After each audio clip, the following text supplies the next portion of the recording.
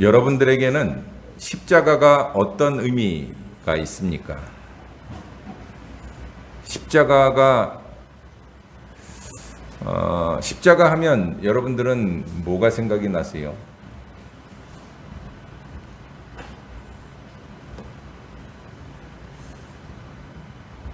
세상 사람들은 십자가를 어떻게 생각을 할까? 사람들이 십자가를 목에 걸기도 하고요. 손에 반지로 이렇게 십자가 모양으로 하기도 하고, 또 십자가를 차에다도 걸어놓고 어디 있는 게 많이 사용을 하죠. 여러분들 집에도 가보시면 아마 십자가 집에 하나씩 이렇게 다 걸려 있을 겁니다. 근데 이 십자가가 과연 나한테는 어떤 의미인가 한번 깊이 생각해 보신 적이 있으신가요? 세상 사람들은 십자가를 어떻게 생각할까? 혹시 생각해 본 적이 있으세요? 여러분, 예수님께서 십자가에 달려 돌아가신 뜻이 무엇인가를 제대로 알지 못하는 사람들은 십자가를 그냥 그저 하나의 문양으로만 보기도 하고요. 또 어떤 사람들은 심지어 십자가를 보고 조롱하기도 합니다. 십자가의 도를 믿는 것을 어리석게 생각을 하고 미련한 짓이라고 비웃기도 합니다. 그래서 예수 믿는 사람들을 보면서 손가락질을 하기도 하고, 때로는 예수 믿는 사람들이 교회 가서 예배드리고 또 헌금하고 하는 걸 보면서 저게 뭐 하는 짓이야, 아무짝에도 쓸모없는 짓을 하고 있네라고 조롱하기도 합니다. 그런데 여러분, 예수님께서 십자가를 지고 죽으신 이유를 알고 그 십자가의 죽음의 의미를 아는 우리들은 십자가를 끌어안고 무릎을 꿇습니다. 왜냐하면 이 십자가의 도에 담겨 있는 말로 할 수 없는 하나님의 그 큰 사랑을 우리가 알기 때문에 십자가를 바라보면서 눈물을 흘리고 감사하는 것입니다. 성경은 우리 온 인류가 죽음의 두려움과 온갖 고통 속에서 살아가는 이유를 죄 때문이라고 이야기를 합니다.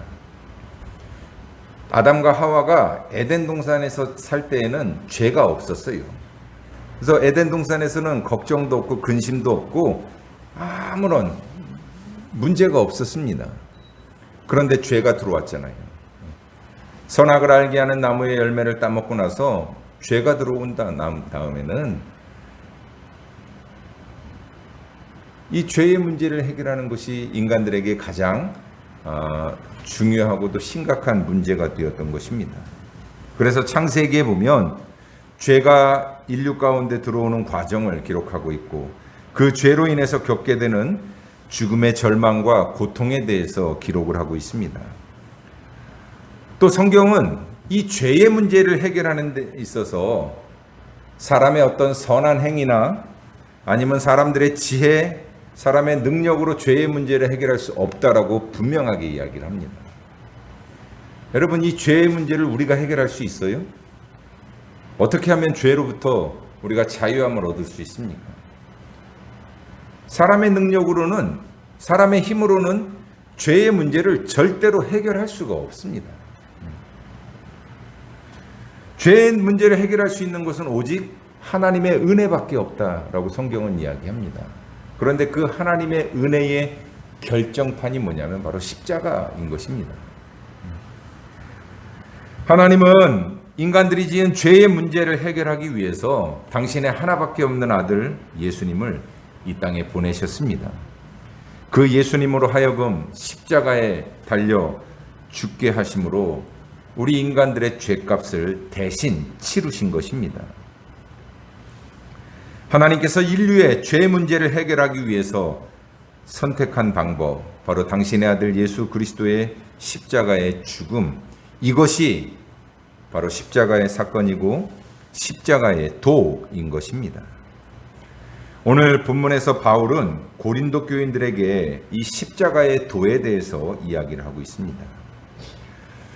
고린도에서 복음을 전하기 이전에 바울이 아덴이라는 곳에서도 복음을 전했거든요. 사도행전에 보면 바울이 아덴에서 복음을 전할 때의 이야기가 있어요. 아덴이 어디냐면 오늘날 아테네, 그리스 아테네를 말합니다. 여러분, 그리스 하면 뭐가 제일 유명했습니까? 이 바울 당시 초대교회 당시에 그리스 하면 뭐가 유명했어요? 그리스는 철학입니다. 그리스 철학. 그래서 당대의 아주 유명한 철학자들이 다 그리스에서 나왔고, 이 그리스 이 아텐 사람들은 항상 이 새로운 철학의 사조를 듣는 것, 또 새로운 철학의 사상을 듣는 것을 즐겨 했던 사람들입니다. 그래서 바울이 이 아덴에서 복음을 전할 때 바울도 공부를 정말 많이 했던 사람이거든요. 당대에 가장 유명했던 스승이라고 할 수 있는 가말리엘이라는 사람 밑에서 공부를 했어요. 바울도 당시에 유명했던 수사학이라든지 철학이라든지 이런 공부를 충분히 많이 했던 사람입니다. 그리고 로마 시민권을 가지고 있었고 헬라어에도 아주 능통했던 사람이, 바울이 아덴에서 처음에 복음을 전할 때에는 그래서 그 아덴 사람들의 그 철학적인 성향을 보고서 자기도 복음을 전하는데 이 아덴 사람들한테 맞춰서 어떤 철학적인 관점에서 예수님에 대해서 전하려고 했었습니다. 그런데 아덴에서의 이 바울의 사역은 실패를 하고 맙니다. 바울도 나름 똑똑하고 지혜로운 사람이고 공부도 할 만큼 했던 사람이에요. 그래서 처음에는 자신감이 있었어요. 내가 이 아덴 사람들이 아무리 철학적으로 뛰어나도 내가 이 사람들을 얼마든지 설득할 수 있다고 생각을 한 거예요. 내 철학적인 지식을 가지고 여기를 이 예수 그리스도를 철학적으로 잘 포장하고 설명해서 이 사람들한테 복음을 전하면 복음이 잘 전해질 거다라는 착각을 했던 겁니다. 그래서 바울이 아덴에서 복음을 전할 때 이런 철학적인 지식을 가지고 복음을 전했지만 그 결과는 매우 실망적이었습니다. 철학이 가미된 복음을 전파했을 때 사람들이 아무도 반응을 하지 않았어요. 그래서 바울이 이 철학과 지식이 인간의 문제를 해결해 주는 것이 아니라 더 목마르게 한다라는 것을 깨달은 바울은 이제 고린도에서 복음을 전할 때에는 다른 모습을 보여주고 있는 겁니다. 고린도전서 1장, 2장에 보면 바울이 얼마나 복음에 사로잡혀 있는가 하는 것을 잘 보여줍니다. 그래서 아덴에서 복음을 전할 때하고는 다르게 고린도에서는 철저하게 십자가의 도에 대해서, 예수 그리스도에 대해서만 전하고 있는 바울의 모습을 볼 수가 있습니다. 바울은 오늘 본문에서도 분명하게 말하고 있는 것이 십자가의 도 외에는 그 어떤 것도 전하지 않겠다라고 다짐하고 있는 것을 봅니다. 또 17절에 보면 말의 지혜로 하지 않고 그리스도의 십자가가 헛되지 않게 하겠다라고 말합니다. 23절에서는 우리는 십자가에 못 박힌 그리스도를 전한다라고 이야기를 합니다. 또 고린도전서 2장 2절에 보면 내가 너희 중에서 예수 그리스도와 그가 십자가에 못 박히신 것 외에는 아무것도 알지 아니하기로 작정하였음이라라고 고백하는 것처럼 바울은 이제 고린도에서는 십자가 외에는 아무것도 전하지 않겠다라고 아주 확고하게 자기의 어떤 선교 방향을 새롭게 바꾼 것을 볼 수 있습니다. 이것은 더 이상 인간적인 지혜나 지성에서 나온 자랑을 늘어놓지 않겠다라는 이야기예요. 여러분, 사람들은 어떤 지식을 쌓으면 그것을 드러내고 싶은 그런 어떤 지적 허영심이 사람들마다 다 있습니다. 바울도 처음에는 그런 마음이 있었던 거예요. 그래서 아덴에서 복음을 전할 때에는 자기가 공부를 많이 했고 철학적인 지식이 있기 때문에 이 아덴 사람들을 얼마든지 철학적으로 예수를 전하면서 이 사람들을 설득할 수 있다고 생각했던 겁니다. 그런데 그렇게 했는데 아무런 효과가 없는 것을 보고 이 예수 그리스도에 대한 복음을 전하는 것, 십자가에 대한 복음을 전하는 것은 인간의 지식이나 지혜로 할 수 있는 게 아니라는 것을 깨달은 겁니다. 그래서 이제는 내가 십자가의 도 말고 다른 것은 말하지 않겠다라고 아주 확고하게 다짐을 하고 고린도에서 십자가의 도에 대해서 이야기하고 있는 겁니다. 바울이 왜 그렇게 십자가의 복음을 붙들고 있습니까? 그 이유가 오늘 본문에서 소개되고 있는데, 왜냐하면 십자가는 하나님의 지혜요, 하나님의 능력이기 때문이라고 말을 하고 있습니다. 그러면서 그리스도의 십자가가 아니면 기독교를 설명할 수가 없고 또 우리의 신앙이 성립이 안 됨을 바울은 이야기합니다. 여러분, 기독교 신앙의 중심에는 십자가가 있습니다. 예수 그리스도의 십자가의 고난과 죽으심 그리고 부활, 이것을 말하지 않고서는 기독교의 복음을 전할 방법이 없다라는 겁니다. 우리가 성경을 통해서 여러 가지 많은 삶의 교훈과 지혜들을 얻을 수 있지만 여러분, 그것보다 가장 중요한 것은 뭐냐면 바로 십자가의 원리, 예수님께서 왜 십자가를 지셨고 그리고 이 십자가를 통해서 우리가 어떻게 구원을 받았는지, 이러한 십자가의 십자가의 원리를 온전하게 깨닫지 못한다면 하나님을 올바로 알 수가 없습니다. 그렇습니다. 십자가와 부활의 복음만이 우리 인간 구원을 위한 완벽한 하나님의 지혜요, 능력입니다. 그러므로 우리에게 진정으로 필요한 것은 이 십자가의 도를 깨닫는 영적인 지혜를 갖는 것입니다. 또한 우리가 세상을 향해서 줄 수 있는 것도 십자가의 복음입니다. 여러분, 교회가 세상을 향해서 많은 일들을 해요. 때로는 봉사하고 전도하고 구제하고 여러 가지 일들을 합니다. 그런데 이 모든 일에서 십자가의 도가 빠져버리면 이거는 그냥 세상적인 봉사단체하고 다를 게 전혀 없어요. 교회가 세상의 봉사단체하고 다른 건 뭡니까? 바로 그 모든 것 위에 십자가의 도를 전하기 때문인 것입니다. 고린도전서 1장 25절에 보면 바울은 뭐라고 이야기하냐면 하나님의 어리석음이 사람보다 지혜롭고 하나님의 약하심이 사람보다 강하니라 라고 바울은 말합니다. 하나님의 지혜와 능력이 얼마나 크고 탁월한가 하는 것을 말하고 있는 것입니다.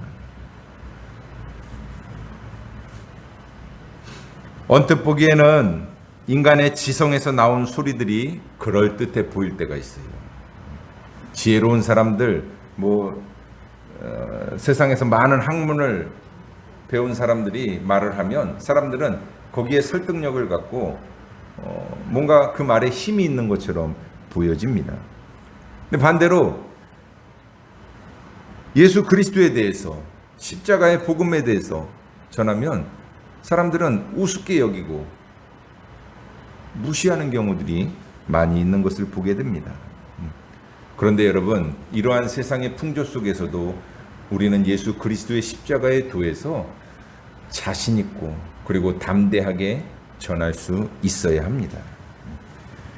그렇다면 이런 십자가가 세상 사람들에게는 어떤 의미가 있을까? 오늘 바울은 고린도 교회에 있는 사람들, 세 부류의 사람들이 십자가를 어떤 의미로 받아들이고 있는가에 대해서 이야기하면서 우리 그리스도인들이 십자가를 어떻게 받아들여야 되는가에 대해서 이야기하고 있습니다. 오늘 본문의 말씀을 함께 묵상하면서 저와 여러분들이 이 십자가를 어떻게 받아들이고 이 십자가가 나에게 어떤 의미가 되는가 하는 것을 깊이 있게 고민하고 생각하는 이 시간이 되시기를 주님의 이름으로 축원합니다. 첫 번째, 유대인들에게 당시 초대교회에는 유대인 그리스도인들, 헬라인 그리스도인들이 같이 신앙생활을 하고 있었습니다. 그 중에서 유대인들에게 십자가는 어떤 의미였는가?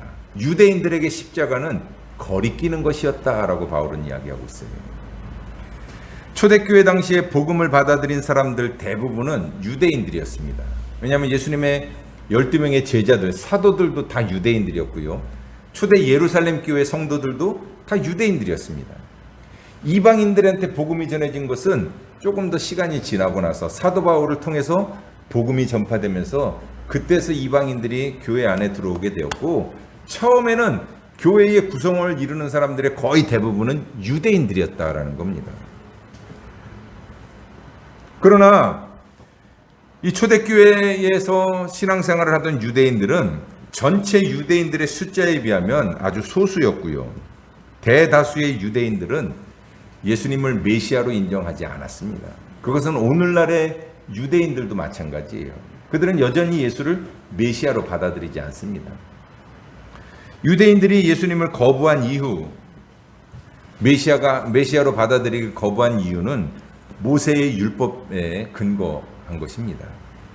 신명기 21장에 보면 어떤 말이 있냐면, 신명기 21장 22절 23절에 사람이 만일 죽을 죄를 범함으로 내가 그를 죽여 나무 위에 달거든 그 시체를 나무 위에 밤새도록 두지 말고 그날에 장사하여 내 하나님 여호와께서 내게 기업으로 주시는 땅을 더럽히지 말라. 나무에 달린 자는 하나님께 저주를 받았음이니라. 모세의 율법에 나무에 달린 자는 하나님께 저주를 받았다라는 말이 있어요. 여러분, 예수님이 십자가에서 죽으셨는데 십자가가 뭘로 만들었어요? 철로 만든 십자가가 아니라 나무로 만든 십자가였습니다. 그러니까 예수님이 모세의 율법에서 말한 나무에 달려서 죽은 자라는 겁니다. 나무에 달려서 죽은 자는 어떤 사람이라고요? 하나님께 저주받은 사람. 그러니 유대인들이 볼 때 예수님은 메시아가 아니라 하나님께 저주를 받아서 죽은 자라고 생각이 되는 겁니다. 그럼 이 유대인들한테 예수님을 메시아로 믿으라라고 말하니 유대인들은 그걸 받아들일 수 없었던 겁니다. 그래서 유대인들은 이 십자가의 돌을 메시아에 대한 모독이요, 유대인들에 대한 모독으로 여겼습니다. 적어도 유대인들이 기다려왔던 메시아는 저주를 받아서 나무에 달려 죽으면 안 되는 거거든요. 왜냐하면 메시아는 모세와 같이 위대하고 뛰어난 인물이어야 했기 때문입니다. 신명기서 18장 15절에 이런 말씀이 있어요. 모세가 이스라엘 백성들에게 한 말씀인데, 내 하나님 여호와께서 너희 가운데 내 형제 중에서 너를 위하여 나와 같은 선지자 하나를 일으키리니 너희는 그의 말을 들을지니라. 나와 같은 선지자를 일으킨다. 그러니까 이스라엘 백성들이 기다려왔던 메시아는 어떤 메시아냐면 모세와 같은 선지자. 모세가 어떤 사람입니까?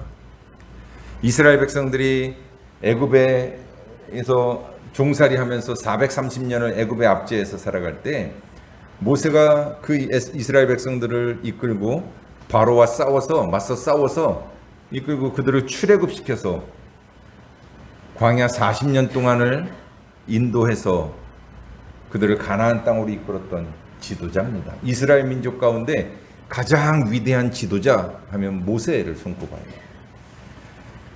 근데 신명기서에서 나와 같은 선지자를 보내신다 그랬으니까 이스라엘 백성들이 기대했던 메시아는 모세와 같은 사람이에요.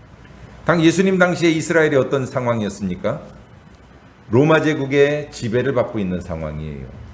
그러니까 당시에 이스라엘 백성들, 유대인들이 생각할 때 그들이 기다려왔던 메시아는 어떤 메시아냐면 하나님으로부터 모세와 같은 사명을 받아서 모세가 이스라엘 백성들을 출애굽시키기 위해서 애굽에서 바로 왕 앞에서 10가지 재앙을 이렇게 내렸던 것처럼 그런 이적을 보여주는 분, 그리고 로마 제국의 압제로부터 이스라엘 백성들을 해방시켜서 자유롭게 할 사람, 그런 메시아를 기다려왔어요. 그런데 예수는 어땠습니까? 여러 가지 이적을 행하시고 기적을 보여주시긴 했지만 그러나 결국 마지막에는 로마 병사들한테 십자가에 채찍을 맞고 나무로 된 십자가에 못이 박혀서 맥없이 죽은 사람으로 그렇게 여겨졌어요. 그러니 예수는 유대인들에게는 절대로 메시아가 될 수 없는 것이었습니다. 그래서 유대인들은 이 십자가의 돌을 거리끼는 것으로 여길 수밖에 없었던 겁니다. 그들이 믿고 기다려왔던 메시아는 모세와 같은 위대한 지도력과 다윗과 같은 권세를 가지고 로마 제국의 압제로부터 이스라엘을 해방시켜야 되는데 그러지 못했으니 예수를 메시아로 그렇게 받아들일 수 없었던 겁니다. 그런데 여러분, 유대인들이 잘못 알고 있는 게 있어요. 구약 성경이 말씀하는 메시아는 고난을 통해서 영광의 자리에 들어가시는 분입니다. 그것은 세상의 왕처럼 자기의 야망을 위해 고난을 감수하는 것이 아니라 죄와 죽음에서 우리 인간들을 구속하기 위해서 고난받는 것을 말합니다. 그래서 여러분 이사야서 53장에도 보면 고난받는 종에 대해서 예언을 하고 있어요. 이처럼 성경의 가르침은 메시아가 자신의 목숨을 버려 죽으심으로 우리들을 죄와 사망의 권세에서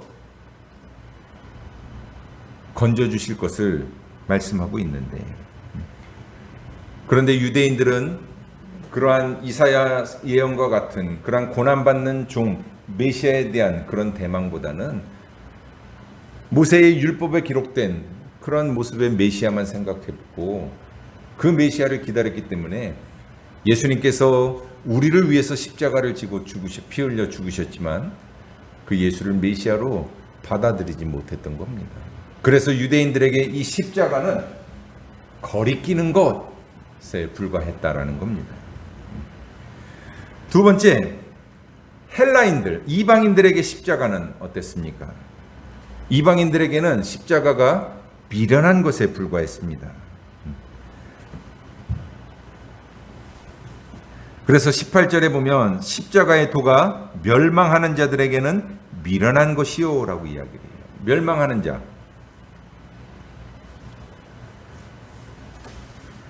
23절에서도 우리는 십자가에 못 박힌 그리스도를 전하니 유대인에게는 거리끼는 것이요 이방인에게는 미련한 것이로되. 자, 이방인들이 왜 십자가를 미련하다라고 생각을 했을까?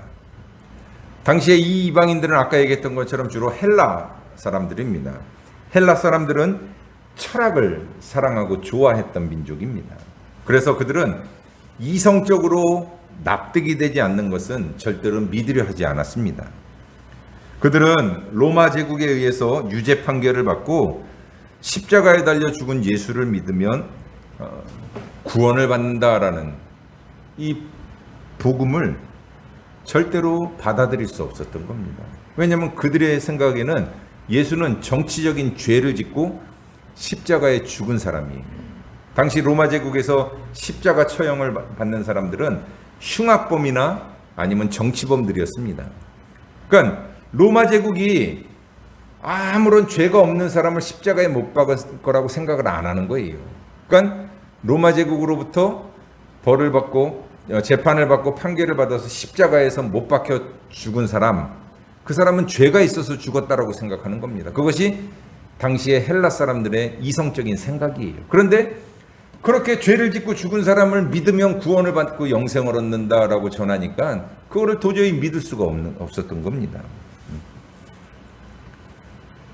사도행전 17장 21절에 보면 모든 아덴 사람과 거기서 나그네 된 외국인들이 가장 새로운 것을 말하고 듣는 것 외에 달리 시간을 쓰지 않았습니다라고 기록하고 있는데, 그러니까 아덴 사람들의 특징이 뭐냐면 새로운 것을 말하고 듣는 것을 좋아했다라는 거예요. 그래서 항상 이 새로운 철학 사상 또 풍조 이런 것들을 사람들이 받아들이는 것을 좋아했습니다.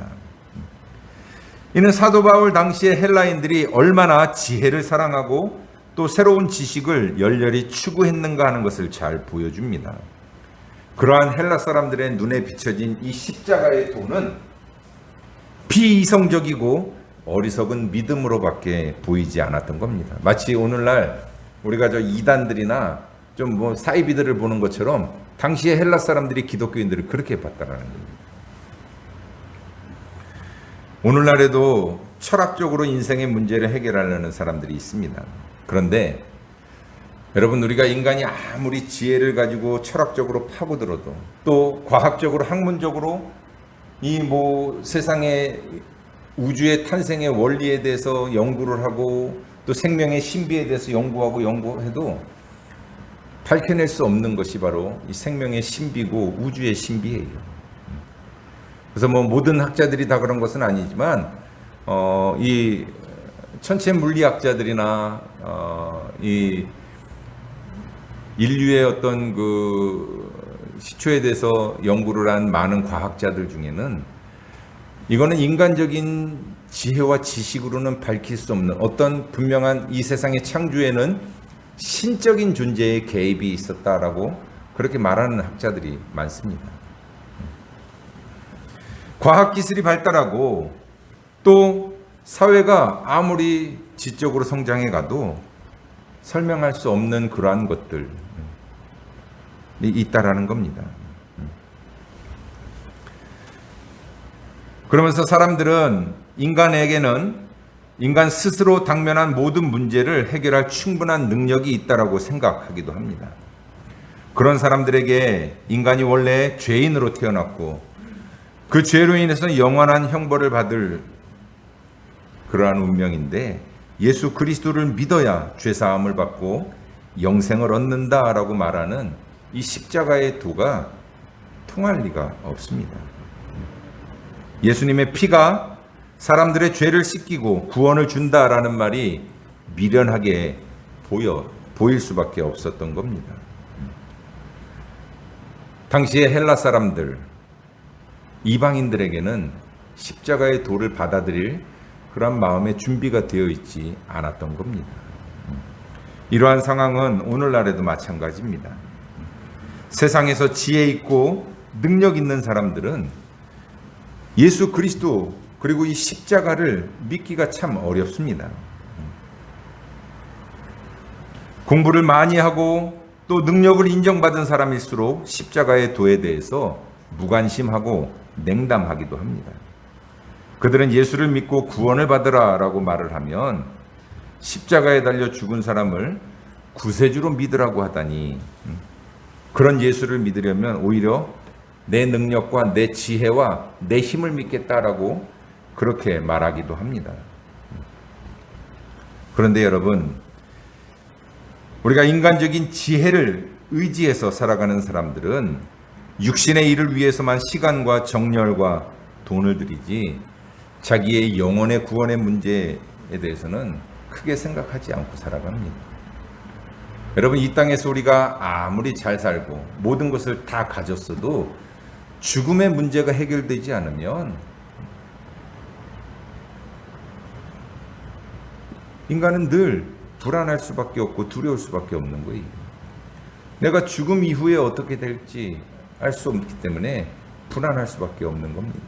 이 죽음의 문제는 우리의 지식과 지혜로는 절대로 해결할 수 없다는 겁니다. 물론 어떤 사람들은 그래요. 뭐 죽으면 다 끝인데 뭘 걱정할 게 뭐가 있냐라고 생각할 수 있죠. 근데 죽음은 다 끝이라는 게 어떻게 알 수 있습니까? 죽음은 끝인지 아니면 죽은 다음에 천국과 지옥이 있는지 우리가 그것을 어떻게 알 수 있어요?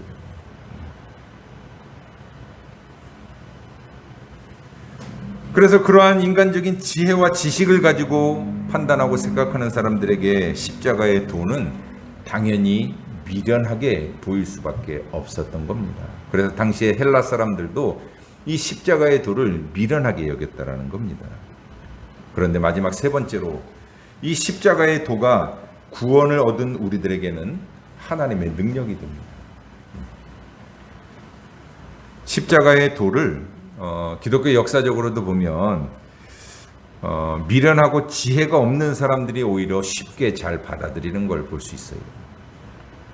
왜냐하면 스스로 미련하고 지혜가 없다라고 생각하는 겸손한 사람들은 이 십자가의 도를 잘 받아들인다라는 겁니다. 왜냐하면 스스로 지혜가 없으니까 하나님의 지혜를 의지하게 되고요. 내 능력이 없으니까 하나님의 능력을 의지하게 됩니다. 하나님께서는 그런 사람들을 기뻐하시고 그들에게 십자가의 도를 믿어 구원을 받게 해주십니다. 오늘 본문에서도 바울은 이야기를 합니다. 십자가의 도가 멸망하는 자들에게는 미련한 것이요 구원받는 우리에게는 하나님의 능력이라. 우리들에게는 이 십자가가 하나님의 능력이라는 겁니다. 다시 말해서 십자가에 못 박혀 죽으신 예수 그리스도께서는 우리를 구원해 주시는 하나님의 지혜요 하나님의 능력이 되십니다. 하나님의 아들 예수 그리스도께서 흘리신 피는 우리의 모든 죄를 깨끗이 씻어주시며 하나님과 원수된 자들을 하나님과 화목하게 하시고 또 지역 백성들을 천국 백성으로 삼아주시는 능력이 있습니다. 그리고 하나님은 지금도 이 십자가를 통한 구원의 길에서 우리들의 삶의 여러 가지 많은 사건들과 계획 속에서 구원의 역사를 이루어 가고 계십니다. 그래서 바울은 로마서 1장 16절에서 이렇게 고백합니다. 내가 복음을 부끄러워하지 아니하노니 이 복음은 모든 믿는 자에게 구원을 주시는 하나님의 능력이 됩니다. 복음을 부끄러워하지 않는다. 십자가를 부끄러워하지 않고 자랑스럽게 여긴다라는 겁니다. 여러분, 이 세상에서 내가 붙잡고 있는 이념이나 철학이나 사상이나 내가 가진 모든 경험들도 시간이 지나면 다 낡은 것이 되어버려요.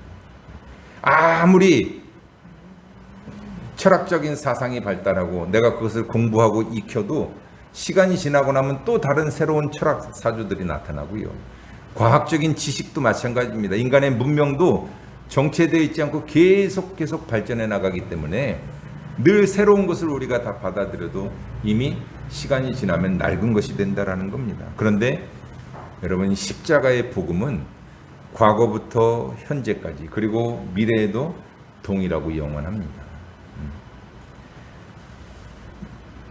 사랑하는 성도 여러분, 오늘 사도 바울이 고린도 교인들에게 이 십자가의 도에 대해서 증거하는 이 말씀을 묵상해 보면서 여러분들도 이 십자가 앞에 진지하게 여러분 서보시기를 바랍니다. 십자가가 나에게 어떤 의미가 있는지, 나는 십자가를 어떻게 바라보고 이 십자가를 어떻게 받아들이고 있는지 한번 돌아보시기를 바랍니다. 혹시 십자가가 거리끼는 것으로 느껴지십니까? 아니면 십자가가 미련한 것으로 보여지십니까? 십자가가 부끄럽게 느껴지십니까? 우리가 세상에 믿지 않는 사람들에게 둘러싸여 있을 때 이 십자가에 대해서 우리가 자랑스럽게 말할 수 없다면 우리의 신앙은 뭔가 문제가 있는 거예요. 십자가를 부끄러워하지 말아야 합니다. 언제 어디서든지 당당하게 십자가를 자랑할 수 있고 십자가만이 유일한 구원의 길이고 이 십자가의 도 안에 우리 인생에 대한 해답과 또 소망이 있다라는 사실을 경험하고 세상 가운데 담대하게 전할 수 있는 저와 여러분들이 되시기를 바랍니다. 그래서 사도 바울이 자신 있게 고백하고 있는 것처럼 이 십자가의 도가 하나님의 능력이 됨을 고백하고 십자가와 예수 그리스도의 죽으심과 부활만을 자랑하는 저와 여러분들이 되시기를 주님의 이름으로 축복합니다. 기도하겠습니다. 사랑과 은혜가 충만하신 하나님 아버지, 십자가의 도가 나에게 하나님의 능력이 됨을 믿고 고백하는 그 믿음을 가질 수 있도록 도와주시옵소서. 십자가를 부끄럽게 여기지 않게 하시고 자랑하는 자가 되게 하시며 또한 이 십자가의 보혈로 죄사함을 받았음을 깨닫고 예수님의 십자가를 바라보며 나아가는 믿음의 사람들이 되도록 도와주시옵소서. 예수님의 이름으로 기도드리옵나이다. 아멘.